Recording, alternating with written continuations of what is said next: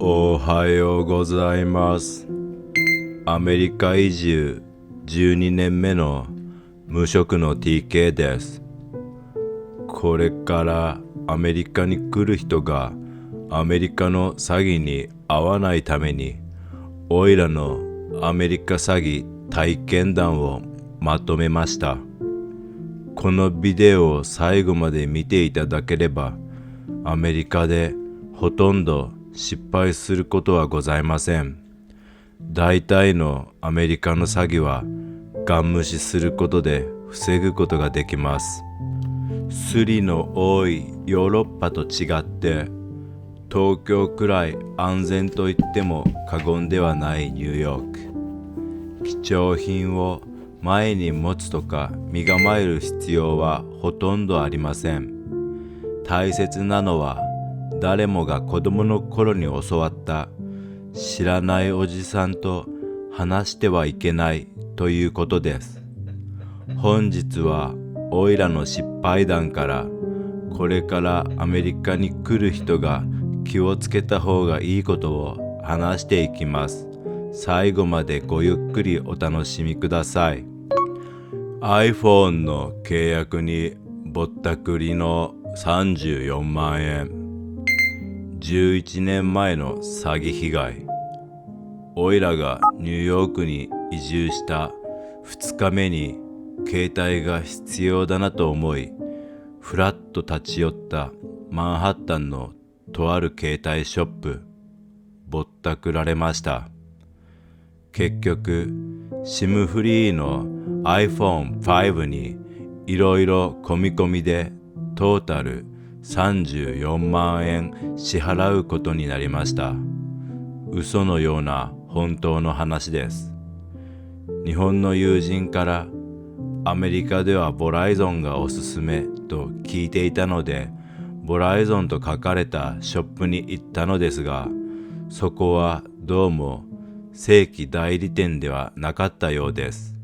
アメリカに来たばかりで大金を持ち歩いていたのもよくありませんでした。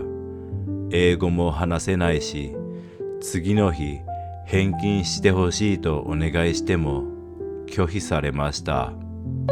一緒に写真撮ったらお金取られる。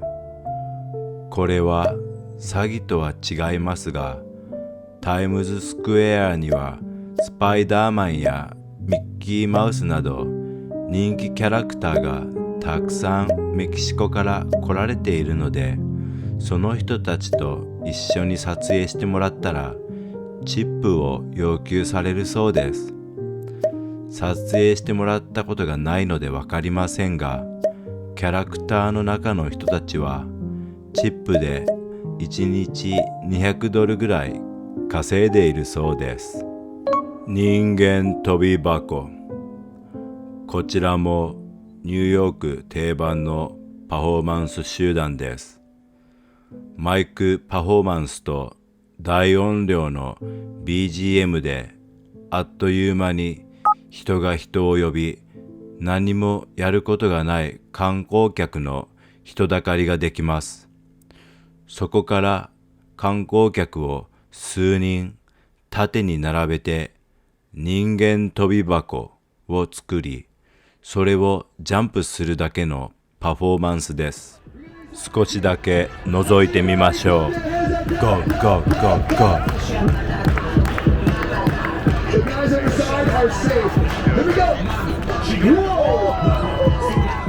ー。こちらも観客からチップをもらいます。CD は受け取るな。CD の時代は終わったはずなのに、未だに見る詐欺。自称ラッパーのグループが道行く人々に無料の CD を圧をかけて配ってきます。圧に負けて受け取った人は頼みもしないのに CD にサインをしてもらえます。そしてやや強制的にチップを要求されます。おいらは現金がなかったから CD だけもらったことがありますが、だいたい被害者は20ドルから40ドル支払うことになるそうです。金を売りつけてくるドバイ人。ある日、マンハッタンを歩いていると、SUV に乗った中東系のおじさんが、私はドバイから来た。財布を忘れて、現在ガス欠で困っている。私の金のアクセサリーを安く譲るから買ってくれないかと声をかけてきます。後ろには妻と子供が乗っていました。もちろんガン無視です。オンラインショッピング詐欺。グレイルドというメルカリのようなオンラインショップでジャケットを買った時の話。ずっと欲しかったジャケットが230ドルで売られていたので、これは安いと思い購入したら、届いたのがこちら。一応荷物追跡ではガムが届いたので、商品は配達完了になります。グレイルドに問い合わせたら、このアカウントは詐欺なので即日アカウント削除しましたと連絡があり、オイラの支払った230ドルもペイパルを通じて保証されるそうです。しかし1ヶ月経っても返金がされないので連絡してみると、オイラが自らペイパルに14日以内に詐欺に遭ったことを報告しないとお金は戻ってこないみたいです。そんなことってあるか？ 230 ドルはガムと引き換えに消えていってしまった。絶望します。ぶつかり屋。ブルックリンを歩いていた時の話。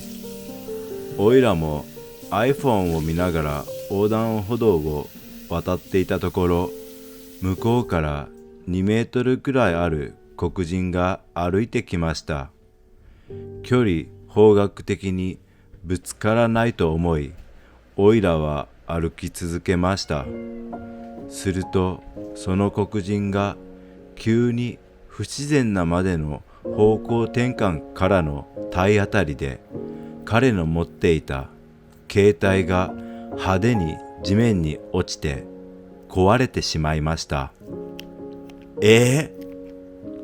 なんであんなに十分に距離をとって歩いていたにもかかわらず、急に方向転換しぶつかってきたんだ。逆に腹が立ちました。しらーっと立ち去ろうとしたら、身長2メートルの黒人が追っかけてきました。その男は、今仕事に行くところで電話したかったのにどうしよう、携帯が壊れちゃったよとか言ってきました。おいらが一応ごめんと言うと、何でもいいから助けてくれ、お金くれないかみたいな流れになったので、その瞬間、こいつ詐欺だと確信し、ガン無視しました。めでたしめでたし。チェック詐欺。ある日銀行に入ると、ATM の前で顔面にタトゥーの入ったいかにもやばそうなやつが声をかけてきました。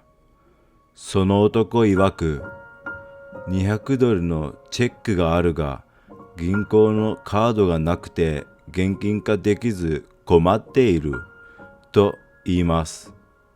その時のオイラはクラブに行く前で少し生きっていたので、オイラがブラザーを助けようと思い、チェックを現金化してあげました。